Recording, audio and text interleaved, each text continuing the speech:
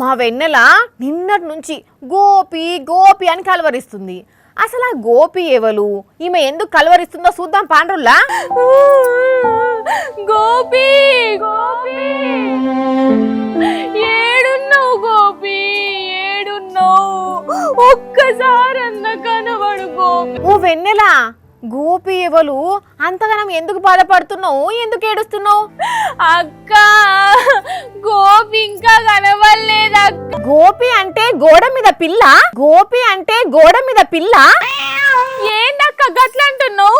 గోపి కనబడలేదని నా బదులు నేనుంటే నువ్వేమో పిల్లి గిల్లి అంటున్నావు.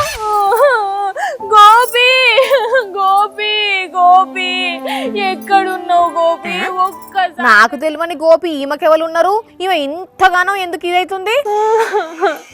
అందమైన శిల్కవే, నువ్వు ఎక్కడికి పోయినవే? రాయే రాయే రాయే రాయే, నా దగ్గరికి రాయే, దగ్గరికి రాయే. ఈమెంది అసలు ఈమెకు లవ్ లో ఫెయిల్ అయిన వాళ్ళు పిచ్చి పిచ్చిగా చేసినట్టు చేస్తుంది. చిట్టి చిలుకమ్మ, అన్న కొట్టిండా, కోపం వచ్చిందా, నువ్వు ఎగిరిపోయినవా? గోపి ఎక్కడున్నావు గోపి?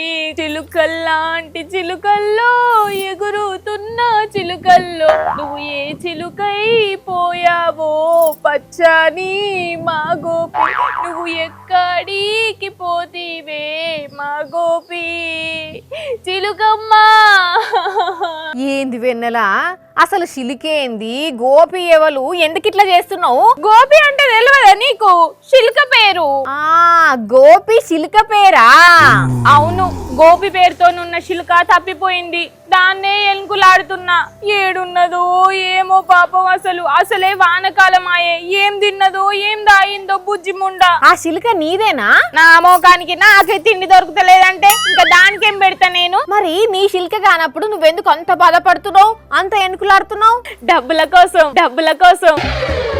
అవును, గట్ల సుత్తమేంది? మధ్యప్రదేశ్ రాష్ట్రం షాడోల్ జిల్లా సోహాగ్పూర్ లా చందర్ మిశ్రా అనే ఓ రిటైర్డ్ ఆర్మీ ఆఫీసర్ శిల్కట అది. పాపం ఏడాది కిందనే తెచ్చుకున్నాడట. దానికి గోపి అని పేరు పెట్టిండు. అయితే ఇప్పుడు అది ఎగిరిపోయిందట. పాపం బాధపడుకుంటా దాన్ని దొరకబట్టిచ్చిన వాళ్ళకు 21,000 ఇస్తా అని ప్రకటన చేసిండు. పోస్టర్లు కూడా వేసిండాట. అయితే ఇప్పుడు దానికోసం ఇక నువ్వు వెతుకుతున్నావా? అవును, దొరికితే మంచిదే కదా. 21,000 మనకే అత్తయ్యాయే. దాన్ని ఎట్లా గుర్తుపడతావు నువ్వు? అది అన్ని శిల్కలు అటువంటి శిల్క కాదటక్క, మంచిగా అందరితోని కలిసిపోతుందట. దానికి మాటలు కూడా వచ్చాట, కొన్ని మాటలు కూడా మాట్లాడుతుందట. పాపం అదంటే వాళ్ళకు షాన్ ఇష్టమటక్క.